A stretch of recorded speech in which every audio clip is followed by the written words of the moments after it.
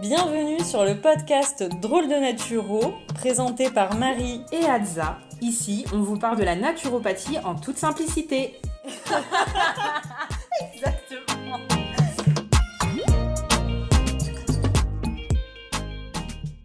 Bonjour à tous, bienvenue sur le podcast Drôle de Naturo. Salut Hadza. Bonjour tout le monde, salut Marie, comment est-ce? Ça va et toi? Eh ben écoute, ça va aussi, tranquillement. On se retrouve aujourd'hui pour un nouvel épisode et Hadza, on va parler du syndrome prémenstruel. Et le SPM. SPM ou PMS pour les anglophones. Ah ouais. Prémenstrual syndrome. Oh, j'adore ton accent. J'ai vu ça, incroyable. Trop bien. Moi, je reste sur le SPM, pardonnez mon accent. Oui, on va parler donc du syndrome prémenstruel aujourd'hui pour faire suite justement à l'épisode sur le cycle menstruel féminin. Et donc, pour commencer, je vais vous donner la définition et vous expliquer ce qu'est le SPM. Donc, finalement, le SPM, ce sont tous les symptômes qui surviennent avant les règles, donc entre 2 et 14 jours, et donc on peut dire finalement pendant la phase lutéale, et qui disparaissent au cours des règles. Ces symptômes, ils peuvent être physiques, émotionnels, psychiques, comportementaux, on les détaillera tout à l'heure, et surtout, ils concernent énormément de femmes, puisqu'environ 75% des femmes sont touchées, et 25% d'entre elles connaissent des symptômes complètement invalidants. Donc il y a énormément de symptômes différents, on ne pourra pas tous les citer, mais ce qu'il faut savoir, c'est que parfois ce sont des symptômes isolés, on peut en avoir juste un seul, ou on peut avoir des symptômes associés. En tout cas, c'est une vraie galère. Exactement. Et donc du coup, oui, c'est 2 à 14 jours avant l'arrivée des règles. Parce que du coup... Yes, pendant la phase lutéale. C'est ça, exactement, pendant la phase lutéale. Donc c'est vraiment en fait après l'ovulation, on va voir l'apparition de ces symptômes. Certaines personnes, ça va vraiment être très proche des règles et d'autres, ça va être plusieurs jours avant. Donc encore plus compliqué. Alors, qu'est-ce qu'on peut retrouver comme symptômes physiques pendant le SPM? Donc, on peut avoir un état de gonflement général, on peut avoir des crampes, on peut avoir une pesanteur en bas du ventre, de la pression en bas de l'abdomen, des troubles veineux, des troubles cutanés, donc de l'acné en général. On peut aussi avoir des troubles de la libido, du sommeil, des troubles cognitifs ou des troubles du comportement. Pour faire suite avec le comportement, on va avoir tous les symptômes plutôt psycho-émotionnels. Donc on va avoir ceux qu'on connaît souvent et dont on parle parfois de manière très banale. Ça va être les troubles de l'humeur de type irritabilité, agressivité, le fait qu'on soit nerveux, agité. On peut être aussi plus anxieux pendant cette période ou au contraire, on peut avoir plutôt une humeur dépressive. Et en termes d'émotion, on va être plutôt hypersensible ou on peut avoir une labilité émotionnelle, c'est-à-dire qu'on peut passer d'un état plutôt euphorique et puis on va passer ensuite à un état triste. Et ce qui se passe souvent, Marie, c'est que, comme je le disais, les gens banalisent un peu ce syndrome en disant « Ah, bah, elle va avoir ses règles, c'est pour ça qu'elle est énervée. » C'est normal. Et non, ce n'est pas forcément tout à fait normal. En fait, en général, il y a des causes au syndrome prémenstruel. Alors, elles peuvent être diverses et variées. En principale cause, ça va être une cause hormonale, donc ça va être un déséquilibre entre l'œstrogène et la progestérone, dont on vous a parlé dans l'épisode précédent sur le cycle menstruel. Donc, qu'est-ce qu'on peut retrouver en fait là-dedans? C'est soit on va avoir un excès d'œstrogène, et dans ce cas-là, ça peut être la conséquence d'un foie qui fonctionne pas très très bien et qui n'arrive pas à éliminer les œstrogènes, parce qu'il faut le savoir, je sais plus si on l'avait dit dans l'ancien épisode, mais en fait c'est le foie qui va détoxifier nos hormones, notamment les œstrogènes. Donc si le foie est un petit peu fatigué, ça peut provoquer une mauvaise détoxification, donc un peu trop d'œstrogènes dans le corps. Donc ce qu'on peut avoir en conséquence aussi quand on a trop d'œstrogènes, c'est une baisse de magnésium. Ça va causer un stress en fait, et donc ça va puiser dans la réserve de magnésium. Et on peut avoir aussi de la rétention d'eau parce qu'il y a une hormone qui est stimulée par les œstrogènes qui aura tendance à retenir l'eau, et c'est pour ça que parfois on peut se sentir un petit peu gonflé en SPM. Donc ça c'est pour tout ce qui va être excès d'œstrogène. Et finalement, en fait, ce qu'il faut se rappeler, c'est que normalement, les œstrogènes diminuent pendant la phase lutéale et c'est la progestérone qui prend le dessus. Et finalement, l'hyperœstrogénie va empêcher cette progestérone de prendre le dessus. Après, il y a d'autres causes hormonales où on va avoir au contraire une hyperprogestéronémie, donc c'est-à-dire que ça va être la progestérone qui va être trop élevée ou alors qu'il va y avoir un déséquilibre comme expliqué Marie. On peut aussi avoir une augmentation de la prolactine. Donc ça, c'est une autre hormone qui est importante et qui est souvent liée au stress ou à un déséquilibre au niveau de la thyroïde ou au fait d'avoir une contraception hormonale. Et comme le disait Marie tout à l'heure, il y a également en cause hormonale le cortisol, donc le cortisol qui est l'hormone principale dans la gestion du stress et qui va rentrer en compétition avec la progestérone parce que pour faire simple, elles utilisent un même récepteur, donc normalement elles se positionnent au même endroit et du coup, quand il y a un excès de stress, le stress va être prioritaire sur les hormones sexuelles puisque ça va être l'urgence et donc le cortisol va prendre toute la place et ne permettra pas à la progestérone de se fixer. On peut avoir également un déséquilibre des hormones thyroïdiennes. Donc là, ça va venir en fait perturber l'ensemble de tout ce qui est hormonal, l'ensemble de l'arbre glandulaire. Et notamment, ça va aussi perturber du coup, par effet, par ricochet, l'axe hypothalamo-hypophysaire. Comme on en a parlé la dernière fois, c'est l'hypothalamus qui envoie une hormone à l'hypophyse, qui envoie un signal aux ovaires pour fabriquer les hormones sexuelles. Et donc du coup, c'est tout cet axe-là qui va être perturbé s'il y a une perturbation thyroïdienne. C'est ça, puis en plus comme la thyroïde joue beaucoup sur le métabolisme, en fait c'est en lien avec toutes les hormones, quoi. Exactement. Et du coup, par conséquent, qu'est-ce qui peut aussi perturber toutes les hormones, Adza? Évidemment, ce sont les perturbateurs endocriniens et tous les traitements hormonaux qui sont d'ailleurs des perturbateurs endocriniens. On en parle de plus en plus, mais ça nous paraissait important de vraiment insister là-dessus. Donc, qu'est-ce qu'il y a par exemple, Marie, comme perturbateur endocrinien qui pourrait agir sur le SPM? Qu'est-ce qui va venir perturber? Donc, il peut y avoir le tabac et les œstrogènes via les traitements hormonaux. Après, ça peut être aussi dans l'alimentation. On peut retrouver des pesticides, on peut retrouver des perturbateurs aussi endocriniens dans les ustensiles qu'on va utiliser ou dans les produits ménagers aussi qu'on va utiliser au quotidien. Il peut y avoir des hormones dans la viande qu'on utilise si on n'utilise pas des viandes Pour de bonne faire qualité. court, il y en a partout, quoi. Voilà, c'est ça. Donc, l'idée, c'est de réduire son exposition aux perturbateurs endocriniens. Donc, évidemment, on ne peut pas supprimer tous les perturbateurs endocriniens de notre environnement, mais en faisant des petites actions, on améliore déjà et on réduit cette exposition. Donc, ne soyez pas inquiets, il y a énormément de choses à faire. Qu'est-ce qui peut être en cause aussi dans le SPM? Ce sont des facteurs nutritionnels. Et en règle générale, ça peut être induit aussi par un manque de magnésium et de vitamine B, notamment la vitamine B6, qui va avoir son importance dans la synthèse de neurotransmetteurs. Il y a aussi les acides gras essentiels dont on a parlé déjà plusieurs fois, ce sont les oméga 3 en fait, qui vont aider aussi sur le SPM. Donc à contrario, si on n'en a pas assez, il peut y avoir un SPM qui soit augmenté en fait. Oui, c'est ça, quand finalement on va avoir un excès d'oméga 6 ou d'acides gras saturés ou trans, on va avoir une moins bonne qualité membranaire des cellules et du coup plus d'inflammation et donc plus de symptômes. Voilà. L'hyperperméabilité intestinale également peut jouer parce que du coup si votre barrière intestinale elle est un petit peu moins étanche, si elle laisse plus ou moins bien passer les éléments, ça peut créer aussi une inflammation et donc du coup ça va augmenter cette inflammation et donc potentiellement ça va augmenter les symptômes du syndrome prémenstruel. C'est ça, là pour ces explications, on vous invite aussi à réécouter si besoin l'épisode sur le système digestif pour mieux comprendre justement qu'est-ce qu'une barrière intestinale altérée. Vous avez la candidose aussi qui peut être une des causes du syndrome prémenstruel, tout simplement parce que donc, ça va être un champignon en fait qui va être présent en excès, soit dans le système digestif, soit dans la flore vaginale. En général, on parle du Candida albicans. Peut-être que ce nom vous parlera si vous êtes sujet aux candidoses. Et ben, ça, c'est aussi lié à l'hyperperméabilité intestinale potentiellement. Et en général, c'est aggravé quand on mange du sucre ou des produits fermentés. Ça nous montre bien en tout cas qu'il y a vraiment un lien avec notre alimentation, notre environnement et notre état émotionnel, comme la naturopathie, j'ai envie de dire. Voilà, pendant cette période-là.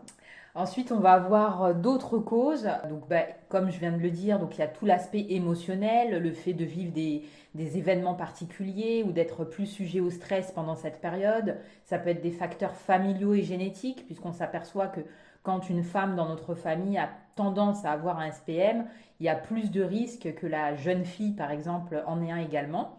Il va y avoir les facteurs sociaux. Et on parle aussi parfois d'une influence de la Lune en fonction qu'elle soit croissante ou décroissante. Maintenant, Marie, on va un petit peu parler des conséquences de ce SPM sur la vie des femmes et de leur entourage, j'ai envie de dire. Oui, effectivement, parce que les conséquences, elles peuvent être déjà sur la vie personnelle. Ça peut perturber la vie affective, ça engendre de la fatigue physique et ou psychique. Ça peut faire diminuer les performances sportives et ça peut augmenter aussi, comme Adza le disait au début, les épisodes dépressifs et les tentatives de suicide. Oui, donc cet épisode dépressif ou même ces tentatives de suicide, ça peut être aussi dans le cadre d'un trouble dysphorique prémenstruel, justement, qui est vraiment la version aggravée, on va dire, du SPM. Donc il y a également des conséquences sur la vie professionnelle, puisque ça peut provoquer une baisse de la concentration et des performances, d'être dans cet état, une diminution de la rentabilité, voire augmenter l'absentéisme au travail et être aussi une cause de conflit ou de difficultés relationnelles. Alors, qu'est-ce qu'on fait en règle générale pour pallier à ce syndrome prémenstruel? En fait, il faut savoir que la plupart du temps, quand on va chez un médecin ou un gynécologue, on va avoir un traitement qui soit symptomatique. Et ce qu'on va essayer de faire du coup avec la naturopathie, puisque c'est la base, c'est déjà de prévenir ce syndrome prémenstruel en agissant sur les 3 piliers que vous connaissez, l'alimentation, la gestion du stress et des émotions et l'activité physique et sportive. C'est ça, et surtout se rappeler que ce n'est pas normal, comme on le disait en Oui, début d'épisode, parce que finalement, il y a le 3 quarts des femmes qui considèrent que c'est tout à fait naturel d'avoir ces troubles et qui du coup ne consultent pas ou ne cherchent pas de solution. Alors que si on a bien compris qu'en fait il y a une cause et que c'est lié justement à un déséquilibre, on peut tendre à améliorer, voire à réduire totalement ces symptômes. Donc ça va consister en quoi en naturo, Marie, déjà dans un premier temps, cette prise en charge du SPM? alors, ce qu'on va faire, c'est qu'on va s'occuper du foie et des intestins, puisque c'est eux qui vont permettre l'élimination des oestrogènes. Et donc, du coup, on va essayer de diminuer la surcharge du foie, de rééquilibrer la flore intestinale pour avoir un syndrome prémenstruel qui soit moins important, voire qui ne soit plus là. Comment est-ce qu'on va jouer là-dessus? Vas-y, Adza, dis-nous tout. Déjà, comme on le disait, via l'alimentation, avant de chercher à stimuler par exemple le travail du foie, on va déjà essayer d'alléger en fait ce qui le surcharge. Oui. Donc on va par exemple limiter tous les aliments riches en sucre raffiné, en acides gras saturés, les excitants également comme le café, le thé, le chocolat. Et on va en parallèle augmenter tous les acides gras polyinsaturés de type oméga 3 dont tu nous as parlé tout à l'heure. Tout ça dans l'objectif justement de réduire déjà l'inflammation, parce qu'il y a un état inflammatoire dans le SPM. Et comme tu le disais, on va aussi essayer de soutenir en fait le fonctionnement du foie et des intestins. Pour ça, on va se tourner vers des aliments qui sont plutôt soufrés. Donc on a par exemple les choux, les oignons, les poireaux, l'ail. Et on va consommer davantage de fibres pour limiter justement tout ce qui est constipation, ballonnement, rétention d'eau, voire des hémorroïdes. Voilà, et là, il faudra faire attention par contre si à l'inverse, on a plutôt tendance à avoir des diarrhées pendant ce syndrome prémenstruel, on va plutôt limiter les fibres. Je fais juste du coup un rapide rappel sur acides gras saturés. Donc en fait, comme Adza le disait, on limite les acides gras saturés, donc tout ce qui va être nourriture industrielle transformée, produits préparés, tout ce qui va être charcuterie également. Ça ne veut pas dire qu'il ne faut pas en manger, ça veut juste dire qu'il ne faut pas en manger toute la semaine. Les sucres raffinés, bon, vous connaissez. Et on va du coup privilégier les oméga 3, donc des petits poissons gras, les huiles de lin, de colza, de cameline, etc.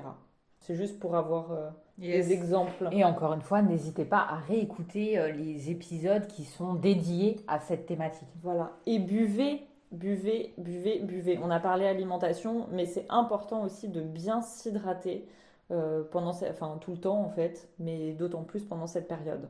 Oui, parce que en fait, c'est un peu on peut se dire que c'est un contresens, mais plus on va boire, plus on va réduire la rétention d'eau. C'est ce qui va nous permettre de stimuler en fait nos reins et donc d'éliminer davantage l'eau qui pourrait s'infiltrer. L'eau en excès. On veillera aussi du coup aux carences. Comme on le disait tout à l'heure avec le stress, on peut avoir une fuite de magnésium. Donc du coup, on va veiller à avoir un bon apport en magnésium et en vitamines du groupe B.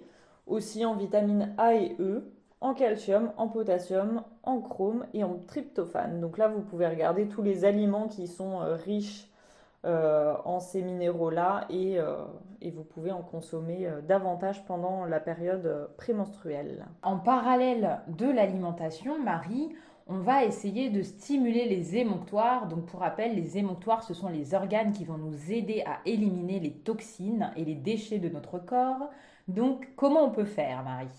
Alors pour ça, donc du coup, on va reparler du foie, on va soutenir le foie. Donc vous avez des plantes qui vont vous aider, ce qu'on appelle des plantes hépatoprotectrices, donc qui vont soutenir le foie en fait. Donc vous retrouvez le desmodium et le chardon-marie. Donc là, vous pouvez en faire potentiellement en infusion. Ça existe aussi en ampoule. Vous avez des petites ampoules buvables que vous pouvez prendre en desmodium et chardon-marie. On peut prendre aussi des plantes drainantes, mais là pour le coup, il faut quand même avoir assez d'énergie pour utiliser des plantes qui vont drainer, je dirais.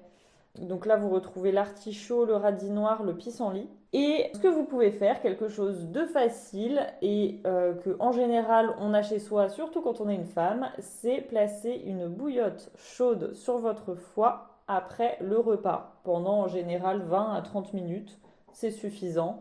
Et ça permet d'aider le foie en fait à travailler puisque le foie aime la chaleur. Et en plus, ça réconforte. Ouais. Et alors, ce que vous pouvez faire aussi du coup pour stimuler les éliminations, c'est l'activité physique. Donc là, pas question d'aller courir un marathon puisque, je le rappelle, nous sommes en phase lutéale, c'est-à-dire on est en deuxième partie de cycle, après l'ovulation et avant les règles. Donc forcément, on a un petit peu moins d'énergie, donc nos objectifs ne vont pas être les mêmes qu'en première partie de règles. Donc on peut faire des marches plutôt tranquilles.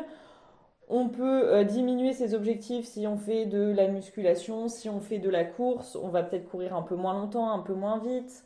Et on va privilégier les activités douces, donc comme je le disais, la marche, mais aussi potentiellement des étirements, du yoga, du pilates, de la danse douce, voilà. Activité physique, oui, mais prendre en compte qu'on a un petit peu moins d'énergie.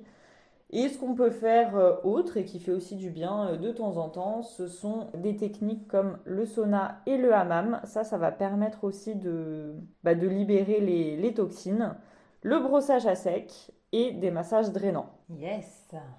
Pour tout ce qui est plutôt libération de l'énergie vitale, donc c'est-à-dire pour permettre aussi de relaxer notre organisme, on va bien sûr privilégier un sommeil réparateur, donc il faut vraiment y penser. C'est vrai que ça peut être une partie du cycle où on dort un petit peu moins bien, mais il ne faut pas négliger le sommeil, c'est vraiment un pilier de notre santé. Et on va aussi utiliser des techniques respiratoires et de gestion du stress et des émotions, donc de la méditation. On peut également penser à tout ce qui est en lien avec la psychologie. Ça peut être aussi d'écrire, par exemple. Et on va favoriser, comme Marie le disait, tout ce qui est étirement pour décongestionner le bassin et la région pelvienne. Et donc maintenant, on va parler un petit peu des plantes en lien avec ce syndrome prémenstruel. Donc encore une fois, on va principalement vous les citer sans rentrer forcément dans le détail puisque l'idée c'est toujours d'individualiser les conseils et on vous invite aussi à être vigilant puisque les plantes dont on va parler ont toutes une influence sur les hormones, donc elles ne sont pas indiquées pour des personnes qui auraient des antécédents, elles, ou des membres de leur famille de cancer hormonodépendant. Donc déjà, la plante phare qu'on va vous proposer dans un objectif plutôt de régulation, ça va être évidemment le framboisier. Donc il existe sous différentes formes. Nous, on aime bien les bourgeons de framboisier qu'on trouve vraiment très efficaces et donc qui vont vraiment être régulateurs des œstrogènes, de la progestérone et qui vont permettre aussi de décontracter, de réduire les spasmes et de soutenir le foie. Ensuite, on va avoir des plantes plus en lien avec l'excès d'œstrogènes. Donc on peut citer par exemple le gâtillier, l'achillée millefeuille ou l'alchimie, et d'autres plantes plus dans les excès de progestérone où on va pouvoir proposer du houblon, du fenouil et de la sauge. En parallèle, on peut également proposer des plantes adaptogènes, puisqu'on l'a expliqué, qu'il y a un lien aussi avec le stress. Donc ça peut être de la rhodiole, de l'ashwagandha, du shatavari. Voilà, encore une fois, ça c'est vraiment en lien avec votre naturopathe. Est-ce que Marie, tu peux nous parler un peu plus des huiles essentielles dans le SPM, s'il te plaît? Oui, alors là, du coup, on va parler peut-être plus d'une action symptomatique. En fait, vous pouvez utiliser par exemple l'huile essentielle de basilic exotique pour les spasmes. Donc, vous allez prendre un peu d'huile végétale dans la paume de votre main. Vous prenez une noisette d'huile végétale, vous mettez une goutte d'huile essentielle de basilic exotique et vous massez le bas du ventre. Et comme ça a une action antispasmodique, ça va pouvoir aider à détendre justement toute la partie pelvienne. Vous pouvez aussi utiliser de la camomille romaine qui est également décontractante et antispasmodique. Et vous avez aussi tout ce qui va être pour s'apaiser, pour le côté un peu stress, un peu quand on est irritable ou énervé, etc. Donc pour se calmer, se relaxer, vous avez tous les citrus. Donc par exemple, la mandarine verte va avoir une action calmante et apaisante. Vous retrouverez aussi l'orange douce, la bergamote. Voilà, je ne vais pas tous les citer, mais voilà, tous les citrus sont très calmants. Donc vous pouvez utiliser en olfaction, là pour le coup, pour essayer de s'apaiser. Et pareil que pour les plantes, dans les huiles essentielles, notamment pour l'utilisation cutanée en massage, Oui. C'est important de diluer les huiles et de se référer aux contre-indications, puisque là aussi, il peut y avoir une contre-indication en cas de cancer hormonodépendant. Et vous avez l'huile essentielle d'ylang-ylang aussi, que j'ai pas citée, mais qui est aussi antispasmodique et calmante. Donc là, pareil, il faut aimer l'odeur. Mais cette huile essentielle a aussi cette action calmante et antispasmodique. Bah super Marie, je crois qu'on a fait un bon petit tour là de ce SPM. J'espère qu'il aidera pas mal de femmes parce que c'est vrai qu'il est assez courant. Oui, tout à fait. Donc on espère que vous n'y êtes pas trop sujette. En tout cas, sachez que si vous y êtes sujette, ce n'est pas forcément normal. Sachez que ce n'est pas une fatalité non plus. Il y a des choses à faire. Et déjà, comme on le disait tout à l'heure et comme on le redit à chaque fois, ne serait-ce qu'en jouant sur l'alimentation, qui est en règle générale quand même un des gros piliers, vous pouvez déjà obtenir des résultats.